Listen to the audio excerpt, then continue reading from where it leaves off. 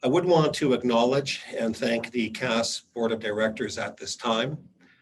If any of you don't know who I am, I'm the Executive Director, David Keohane, but the group is before you on the screen, and all of these directors are appointed by you, and they're registered at this fall conference. And if you see them in a breakout room, please thank them for their commitment and contributions in representing you.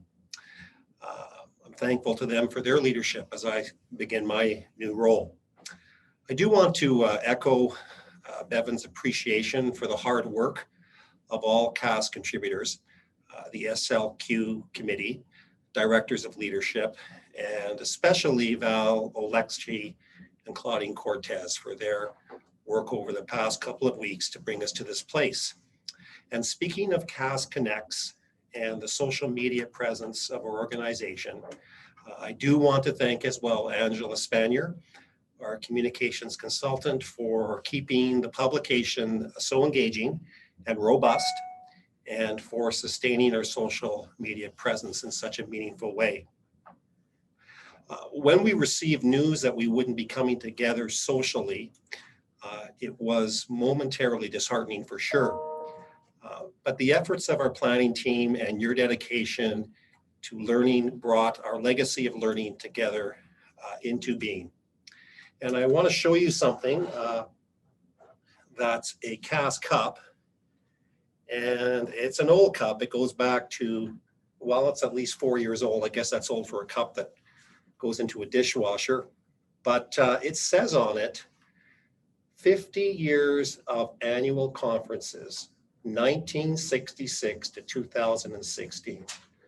So folks, CAS has been coming together for 54 years of uninterrupted service to your learning needs and in addressing your collegial needs. And it really shows that despite a pandemic interruption, we see that learning is the leading indicator of our organization. And the hassles, well, they lag far behind, and in fact, we pass them by. And I think that's one of the amazing things of our opportunity to gather here. And so all of this hard work speaks to an important point that together we keep collegiality, learning, and influence, which is a huge part of our leadership work moving forward. So I'm also very thankful to the previous Executive Director, Barry Litun, for his hard work over time and for bringing CAS to this point. We've been very affectionate as a group with our executive directors through time, and I just want to illustrate this point before passing things over to Barry and Bevan. In my time with CAS, the executive directors were always given a nickname. I go back to my early time with CAS, and the executive director, Lee Lucente, was affectionately referred to as someone who would send Lee mails, because during Lee's tenure, the communication through email was a relatively new endeavor, and he used to impress people by having a personalized introduction. In fact, one time I said to him, Lee, how do you do that? It's just amazing. You must be up all night. And he said, no, there's a software program for that.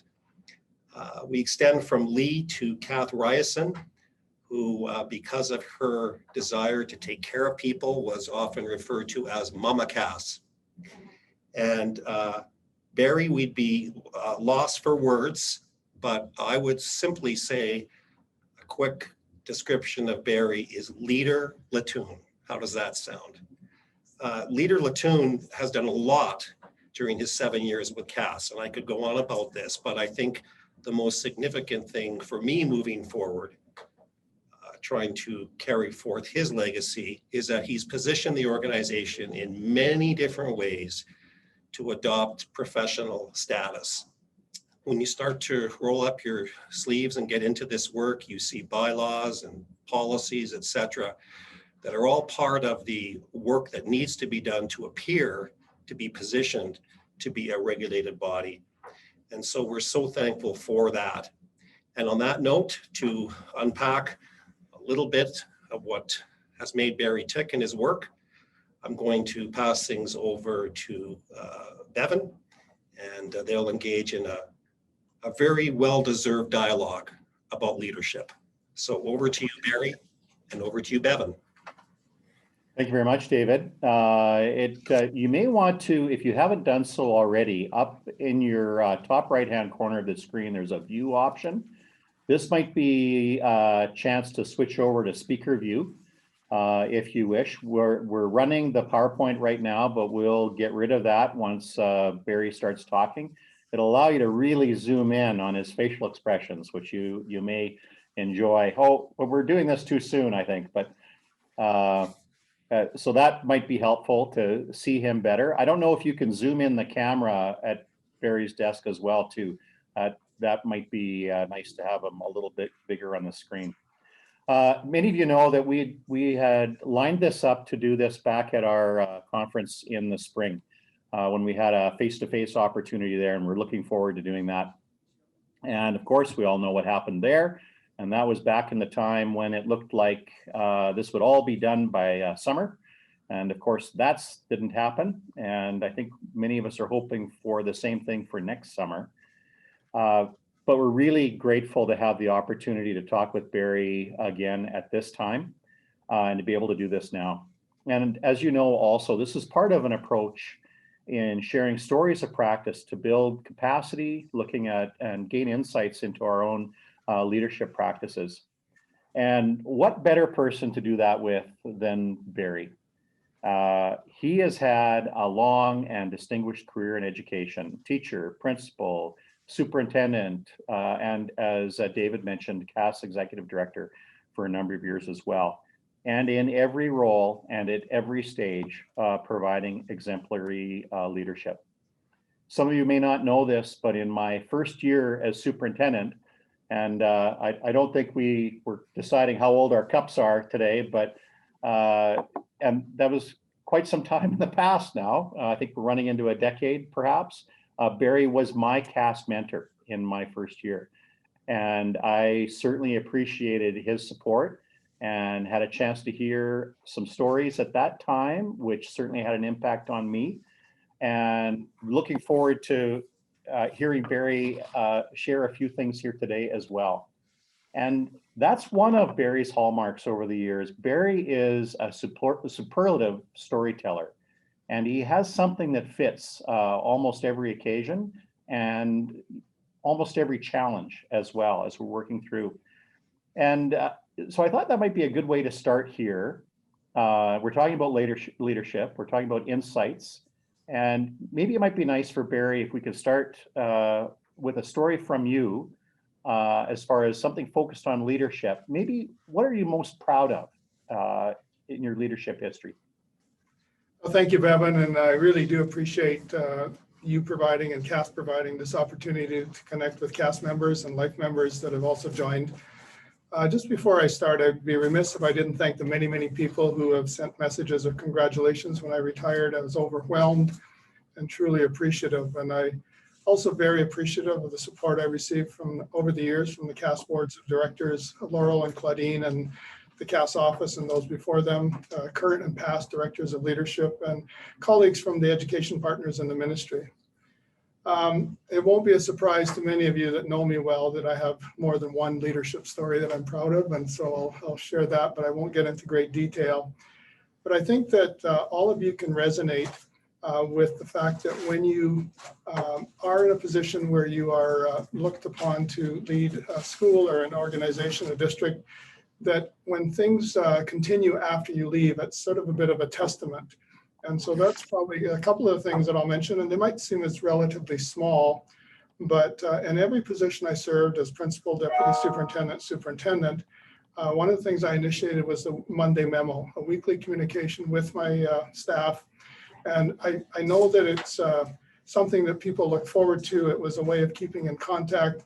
And then many of the people that I worked with in the past have gone on and initiated that, whether it be calling it a Monday memo or not. But it just truly is something that I found many people have commented on. I think the other one that I would indicate is that somewhat have become known for the use of the starfish pin and the starfish story. And this actually began about 20 years ago. I was a principal in Red Deer, and I was part of an organization committee for a PSBAA conference. I had just ordered a motivational video from DeWitt Jones, National Geographic, from a company in Minnesota named Star Throwing Distributors. And with the video, they sent me a pin and the story, and I was able to convince them to provide pins to all of the delegates of that conference. And I know that one of the things that I'm really proud of the fact that many have sort of adopted that, the idea of paying it forward. You tell the story of the pin. When people ask, you give them the pin. And I would guesstimate that over the last 20 years, I've probably given out maybe 4,000 or 5,000 pins. And so I think when people make mention of the fact, and it's been in all different circumstances. I know on one occasion, a stewardess on an airplane asked me about it. Turned out that she was a president of a school council in Vancouver area. And so she wanted to begin using that. So these are just a couple that come to mind. So in looking back, all of us are faced with a constant barrage of decisions over time. Okay. What would you say are the most important decisions that you make as a leader within your jurisdiction or organization? And how do you encourage creative thinking? Yeah, I've been asked, Bevan, I'm going to move back to the other computer. So we'll do, apparently the picture is a little bit better there. And so I'll just take a minute and skip over here.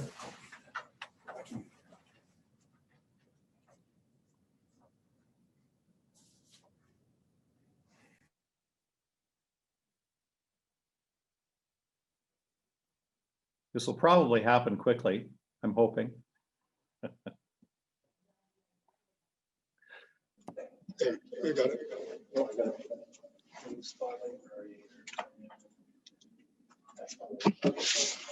Oh yeah, that's much better, much better. Thank you.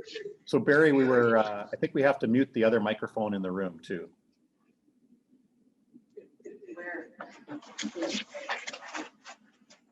There we go. Looks like that's happening. So Barry, the last question there was thinking about decisions you make as a leader within your organization or jurisdiction. I think you've muted David now, or Bevan. No, Brent.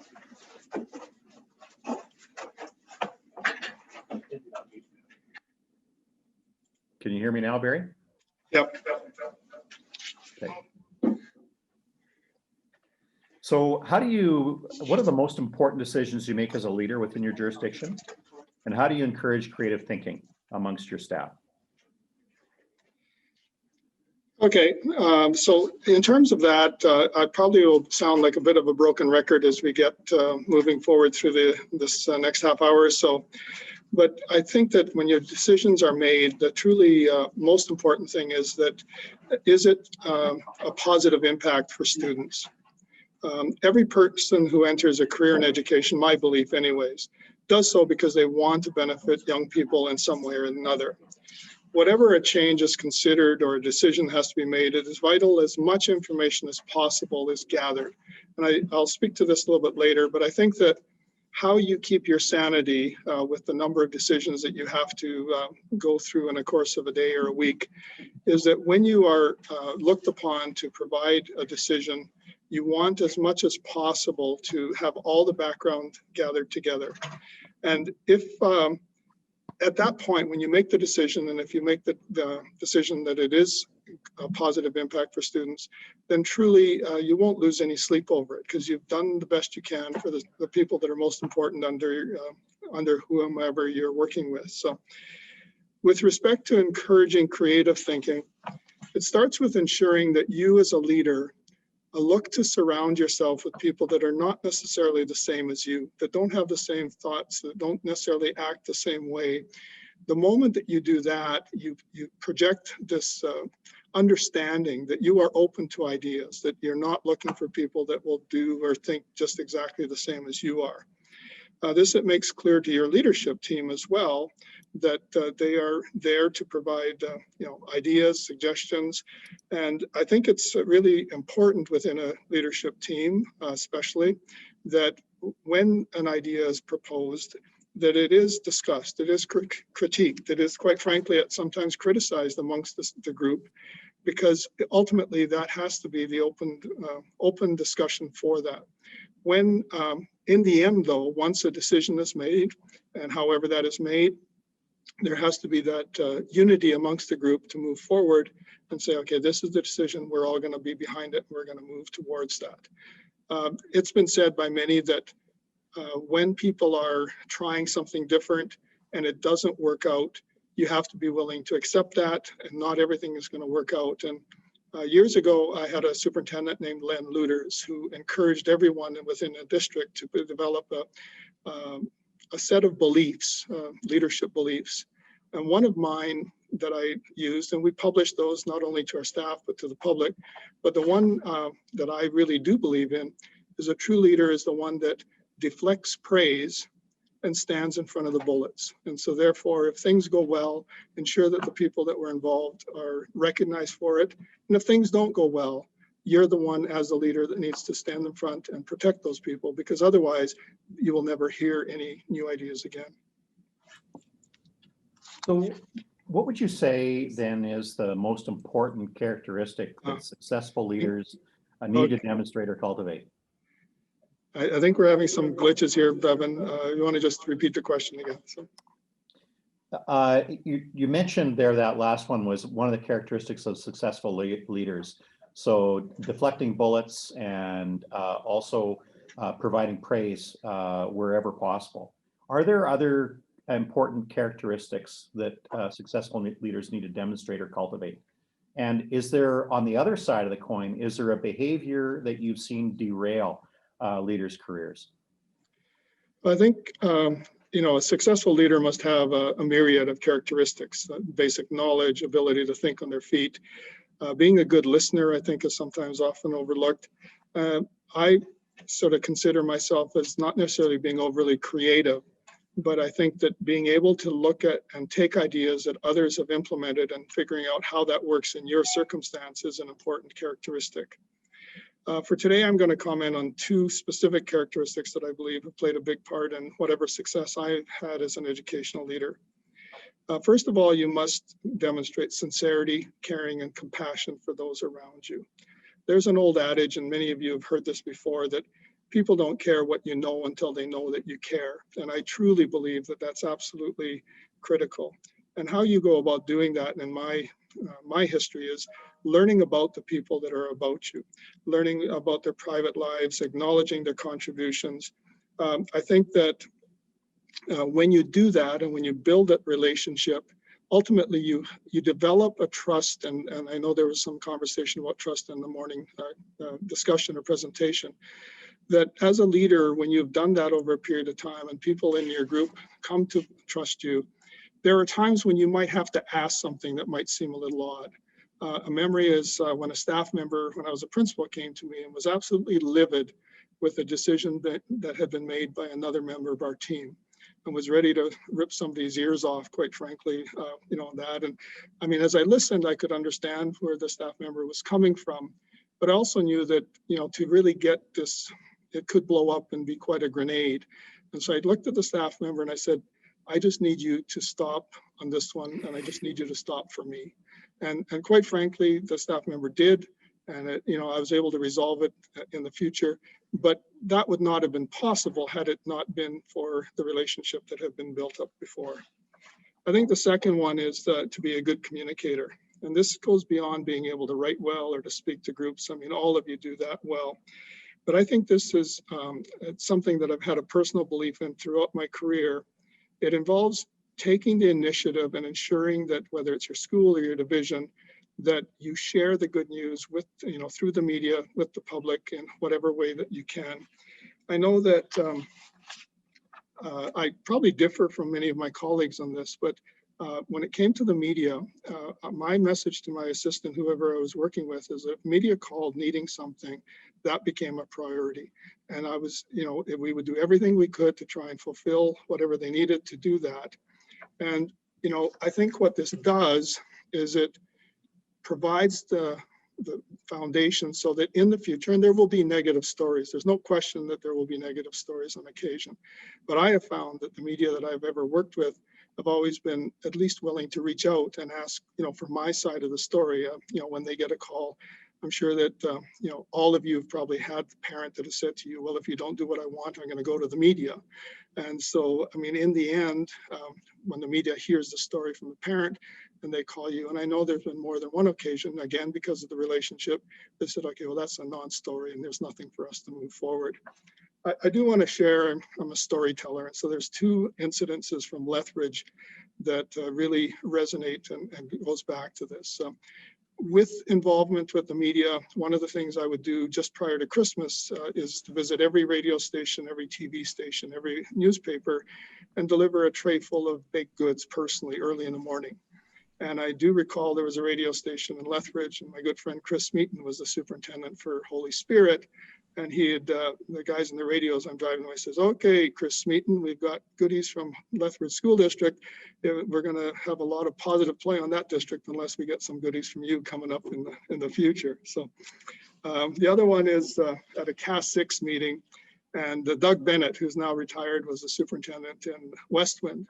And he was kind of complaining at the CAS 6 meeting, actually about Chris and I, saying that all the Lethbridge media, they just focused on Holy Spirit and Lethbridge School District, and the poor districts around the city could never get anything edgewise about things that they were doing. And just by coincidence, I'd heard just an absolute classic joke, which I've used and which fit the circumstance absolutely perfectly, because I turned to Doug and I said, well, the reason that you can't get into the media, Doug, is because you have a face for radio and a voice for print.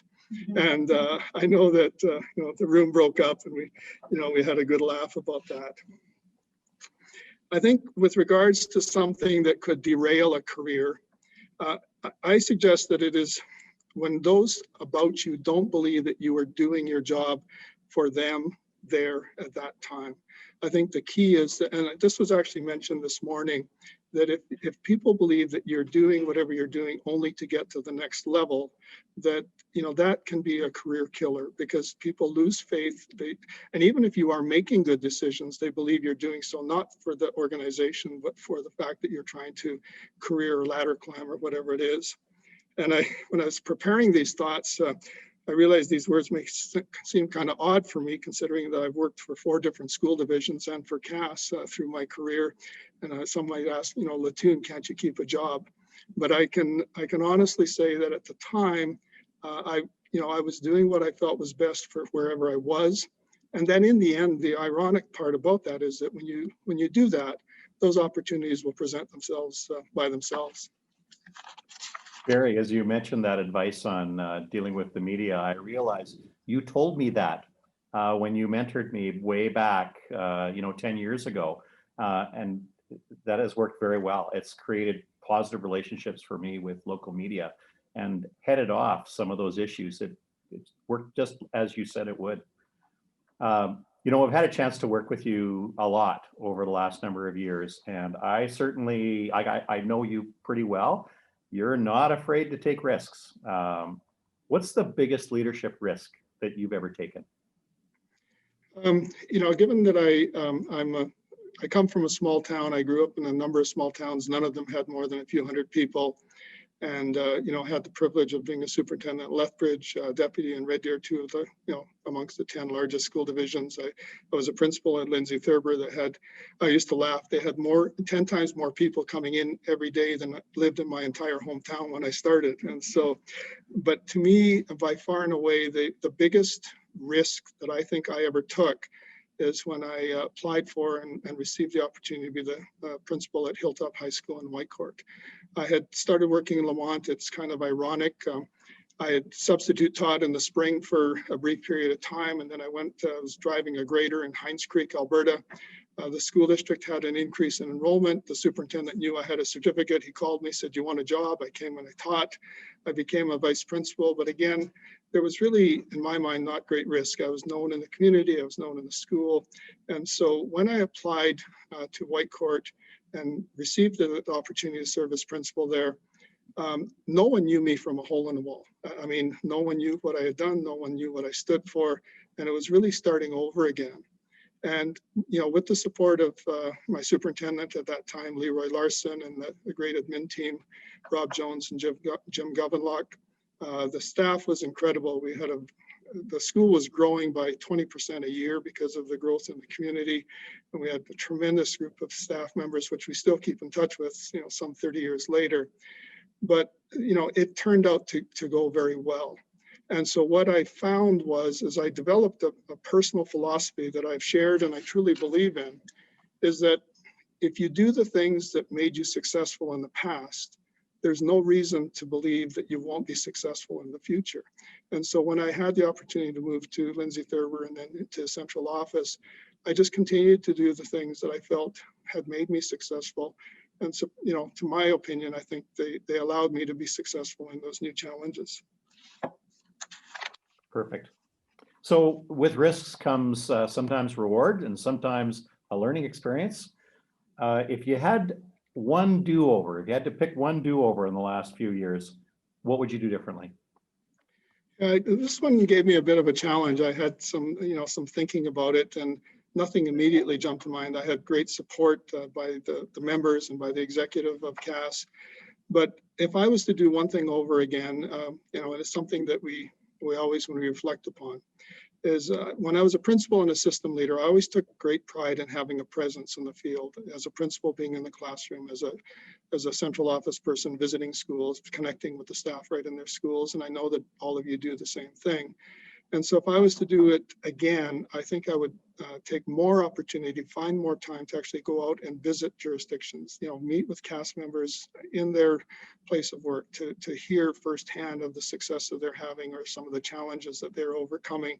Because I think that is the way that you would, again, probably one thing that I would have wished I had done a bit more of is encourage all CAS members to take a bigger role in CAS, whether it be at the zone level or at the provincial level, because that's really where, number one, you learn, but number two, you can contribute to that. And I think it's the contribution of members that have really made a difference with CAS. By going out, I know early in my tenure as executive director, I visited with the leaders of First Nations school authorities, with the Métis Education Center, visited with the charter school superintendents. And so our membership increased by 60%, and it was because you made that firsthand contact.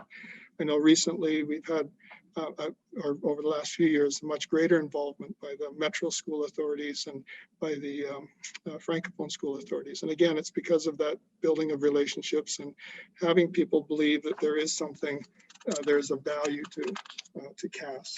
And so from that perspective, I think that that has allowed CAS to have a greater voice in the education landscape. I think some of the collaboration with COVID, a lot of the things that occurred after the budget last fall, has been an example.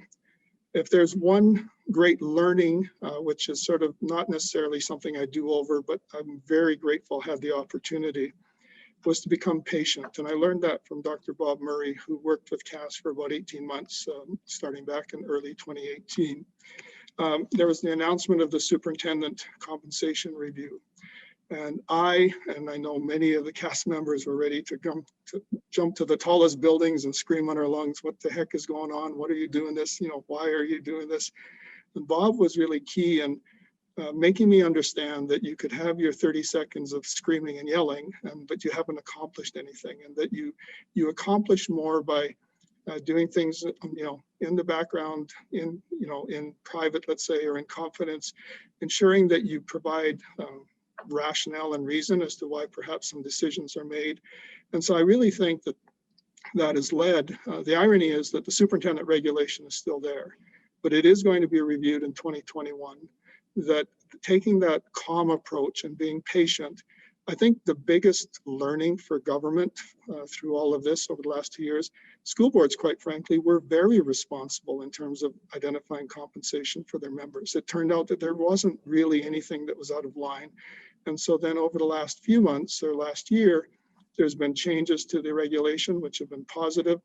And I think that, I know this will sound a bit political, but a long-standing position, I think, of CAS and other partners, particularly the School Boards Association, Alberta is the only jurisdiction in North America where a school district, the elected school board, must get permission from a minister to appoint a superintendent. And I believe that the review of the superintendent regulation, I think there's an openness to listen to that as to whether or not that is. And so that comes about again from that direct conversation with the members and with partners. Barry, if you, thinking about your own development as a leader over time, what would you say is one of the most powerful things that you've done that has helped you with your own development? I think that, and actually, ironically, I just participated again in that activity, a few minutes ago. I recall back when I was appointed to my first principalship in Whitecourt, and it was early October. I got a letter in the mail saying that the Zone 2-3 high school principals would meet in later October in Edmonton, that there'd be 3 or 4 meetings per year. And, not surprisingly, as a first-year principal, and we were having renovations in our school, I was somewhat overwhelmed, and I was just about ready to file that invitation into, the long-lasting file pile that we never get to. But there was one agenda item on that agenda that was sent that was really interesting to me. So I decided to go. And when I went and started meeting, colleague high school principals from all across Zone 2-3, it became the thing that became the first entry in my calendar in the future. I mean, that was so beneficial and so rewarding to hear and learn from others. And I know that coming from Zone 6, there was the roll-alike in the zone meetings for many, many years. And it's got to the point where I think every zone now in CAS has the roll-alike. I know at CAS conferences, we have, the roll-alikes, which we just completed, half an hour ago. And I would say that to me, that has been, I've had opportunity to study, I've had opportunity to attend magnificent professional learning, but the single most important benefit that I've had is in fact learning with and from my colleagues. And I think that anytime you have that opportunity, you should take that up. The other part, which I'll just throw in, CAS is such an incredible organization because I have never heard of a single instance where somebody has reached out and asked for, an idea or suggestion or just, a second ear to hear something where somebody said, no, I don't have the time. I mean, people have always shared with each other, and that is so, so powerful. That certainly resonates with me. I was thinking during that role-like sharing, I was bouncing from room to room. And as moving across those rooms, I could identify at least 1 or 2 or more people in every room that's helped me out over the past little while in some way. So yeah, absolutely. That was a little bit of a theme earlier today. We're going through some challenges and working through those challenges. That's one of the things now people are they wanted to keep staff motivated and hopeful and energetic. What do you do to keep staff motivated moving forward? Yeah, I really appreciate having the opportunity to hear Betsy speak this morning, because I sort of had 3 ideas I wanted to share, and I picked up, I think, a really important 4th one, and that is, it's important at all times, but especially during trying times, that you must make sure to talk to your staff, ask them what they think, ask them if they have ideas, because I think it's critical that take place. I think that from my point of view, something that I'd sort of thought of and prepared a bit, I think it starts by maintaining composure and leading by example. It's essential that those around you believe that you are confident, that you're controlled, and are prepared to address whatever you might come. I think of a story about a duck that, the duck above the water looks like very calm, but underneath water, those legs are kicking like crazy. And I know that all of you have been in that circumstance where you know that you need to project that calmness, but underneath or inside, you might be wondering, what the heck, how is this ever going to come about? The above is only possible if you've established those relationships. A positive relationship, if you have the opportunity to lead by example, I think that the staff pick up on that, and they're willing to, staff are willing to go the extra mile if they've seen and know that you will do that. The third one is kind of, and I know David is here with me, and he's a big time golfer, and it's kind of a joke where the 3 rules of becoming a better golfer is keep your head down, keep your head down, keep your head down. Well, I think in terms of a circumstance like this, I think it's communicate, communicate, communicate. You must make sure that people know what it is that you're planning. As Betsy said, reach out to them and ask them for their viewpoints.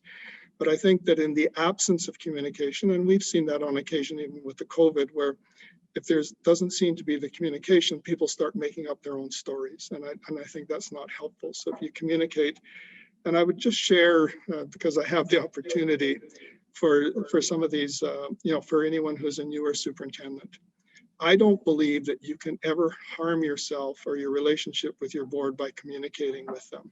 And so I made a point, I know just as maybe a silly example, but prior to sort of email and everything else, it was common that, in the board agenda package, all the correspondence that would be received would be put into the agenda, once a month or once every 2 months. Well, I took it upon myself. If I got something that was going to go into that package, why not send it to the board today so that they have it?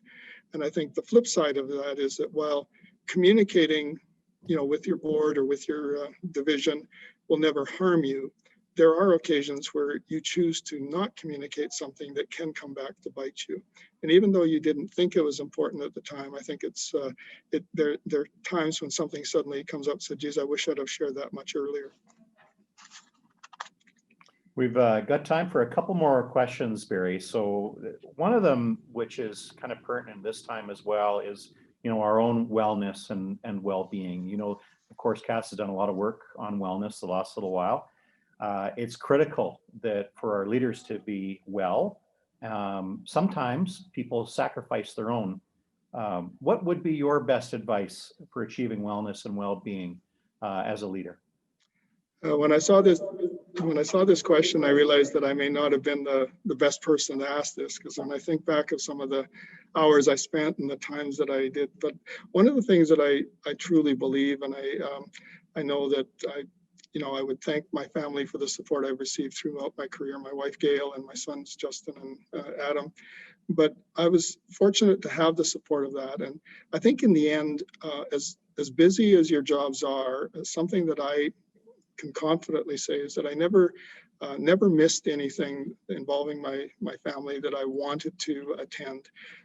Sometimes that meant that I was coaching my sons in whatever they were doing. I think of a humorous time where my youngest son was playing Little League Baseball, and I volunteered as a coach, but I volunteered to make the schedule for the entire league. And so many people were appreciative of the fact that I would step up and do that. Well, there was an ulterior motive, because that way I could schedule his games to be on nights that I didn't have commitments that I couldn't change. And so therefore you do those types of things. But I think that I've shared this sort of somewhat, but I'll do it again. To me, the way that you keep your wellness is to, when you have to do something, you take the time to make a good decision. Get all the information you can within the time frame that you have. But ultimately, once you make that decision, you have to move forward. Everyone would love hindsight, finding the car that was $1,000 less expensive than when you bought it. But we don't have that. And so one thing that I think I've been able to do is, when I have made a decision and I've moved forward, I don't do a lot of second guessing. I don't try and say, oh, well, if I could have done that, because you couldn't have done that under the circumstances. And I think that brings a bit of sanity to your life, because there is so much going on that you do the best you can. I want to make a comment, and I know Kurt is on the line, and it's something that I think is taking hold. And it's something that I adopted from Chinook's Edge, where they said, you will not send emails after 6 o'clock at night, and you will not respond to emails until the next morning. And it doesn't mean that you don't read them. It doesn't mean that you might not prepare an answer. But I think it just takes away the idea, because in today's world, a lot of people feel that if they get an email from a principal or a superintendent at 8 o'clock tonight, that means I've got to read it and do it. So by refusing to do that, and it's something that I found to be really successful, and I know it's taking hold, across many jurisdictions. And so those are the kinds of things that I think you can do. Thanks, Barry. I just thinking back to my experiences with you, there was really only the 2 a.m. to 4 a.m. slot that I didn't receive emails from you. So we've got time for one last question. What would you say is the most profound leadership lesson that you could share with cast members? And I feel really strongly on this one, and I did have the opportunity to share this in one of my last weekly updates, but I want to emphasize it and maybe in person share why I believe, it's so career. There's been nothing that I've done in my career that has had more positive impact, nor has there had more benefit than committing to acknowledging the students and staff that you work with. The seed of this idea actually was planted by a former athletic director for Harry Ainley High School, Brian Anderson, who also served as a counselor for many years in Edmonton and unfortunately just passed away in the past year. But at a teachers convention early in my career, Brian was speaking and was asked if he had a tip for the group, who most of us were phys ed teachers and coaches. He told the story of often having parents come to him after a season and praising the coach that their son or daughter had that season. And he would ask them to put their thoughts down on paper, and he would just put it into a file in his filing cabinet. Because he said inevitably, a few years down the road, there would be a parent that would go to the principal, condemning that same coach for reasons that, some decisions they made. Inevitably, the principal would come to Brian and say, well, what can you tell me about this? And he said, well, that parent had a poor experience, but here's a file folder of 20 letters over the last 5 years that seem to think that the coach was a pretty good person. And so I've taken upon myself to commit to doing that. As a principal, I pretty much demanded of my staff that they take the time to make positive phone calls. I think of something that's kind of hokey now, but in Whitecourt, our mascot, our team name was the Raiders, and the mascot was a medieval soldier on a horse. And so we cut out a Raider for each staff member, and every time they made a positive phone call on this chart in the staff room, they'd move this horse along one, and then we'd acknowledge the people at a staff meeting for taking the time to make those positive calls. As a principal and then as a central office system leader, I had less contact with students, so I would send probably 15 to 20 emails every week to my staff members, asking them to identify a student that deserved a congratulations note. Every district has a postcard or a card. And I would also cut out newspaper clippings and just laminate them right on the back. Congratulations if someone has achieved something in the community. When I was in Lethbridge, I would probably send 600 to 700 of these cards or messages per year. And I was often asked, how do you find the time to do that? And I used to use some math. If it takes 2 minutes to write out a card, 600 messages works out to about 20 hours, which is about 30 minutes a week. And it's not that it's a lot of time, but it's time that you have to commit at the beginning of your sitting down to do something, not when you get to it, because when you get to it, there's never enough time to finish. But the impact over my career has been incredible. When I send the card or note, so many people benefit. Even older kids, I've had stories of parents saying that high school kids come into the house with the mail and say, here, Mom, this is probably something you want to put in my binder. It's a card from the superintendent. The student, regardless of the age, feels good. The parents feel good about receiving something positive from the school division. The teacher benefits, because in the card I would write that, Mr. Davern told me that you did a good job on your attendance over the last 2 weeks. And so therefore, the parent believes that the teacher has reached out to the superintendent or the principal and said, that this child deserves a card. But the biggest benefactor was me. I've had grandparents come up to me in a mall saying, you don't know me, but you sent a card to my grandchild and we really want to thank you for that. Some are really, really heartwarming and almost tragic. I had a mother in Lethbridge call me. Her daughter was in grade 11 in an alternative school. And she was in tears saying that in the entire 11 years her daughter had been in school, she'd never received a positive phone call or contact from the school just because her daughter had been through some difficult times. But another mom and dad called me saying that their high school son had confided that he had been considering suicide, but when they got the card, he realized that people were understanding who he was. And so to conclude, I would share though a story that will forever hold dear to my heart. In my first year in Lethbridge, a grade 1 teacher sent me the name of a student and said that she deserved the message. So I sent a card to that student, and as I always did, I told the teacher in an email saying that I've sent the girl's name was Sydney, and I said I sent Sydney this card. And so a few days later, she said that Sydney came bounding into the room. I won't use the name. She said, "Teacher, I got a card from the big guy." And the teacher said, "Oh, you got a letter from God?" And she said, "No, bigger than that." And so I think from my perspective, and ironically, I mean, young Sydney is 20 years old now, but during my entire time in Lethbridge, when I would visit the school, if I ever needed a pick-me-up, I'd go, and she'd always come over and give me a hug. And it was just something that, you know, these are the kinds of things that I think that there is really nothing more.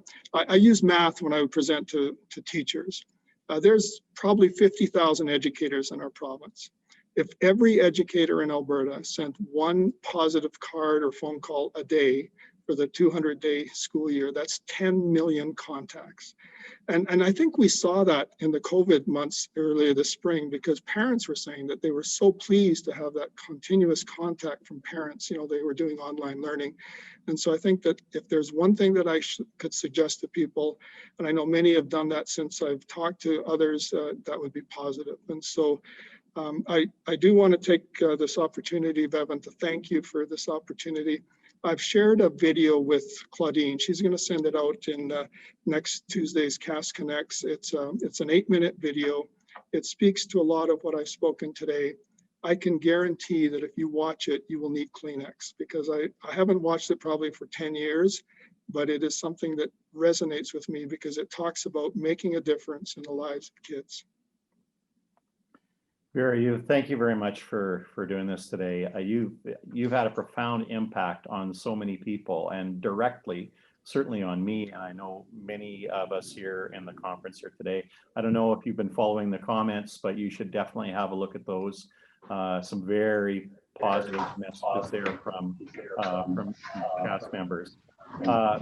Thank you for doing this today. I wish we could have done this face to face, and our next live conference, we'd sure appreciate it if you'd be able to make it, hang out, have a drink, and hear some more stories privately. But for now, thank you for this. Thank you for all you've done, and we appreciated your leadership at every step of the way along the way. So thank you very much, Barry.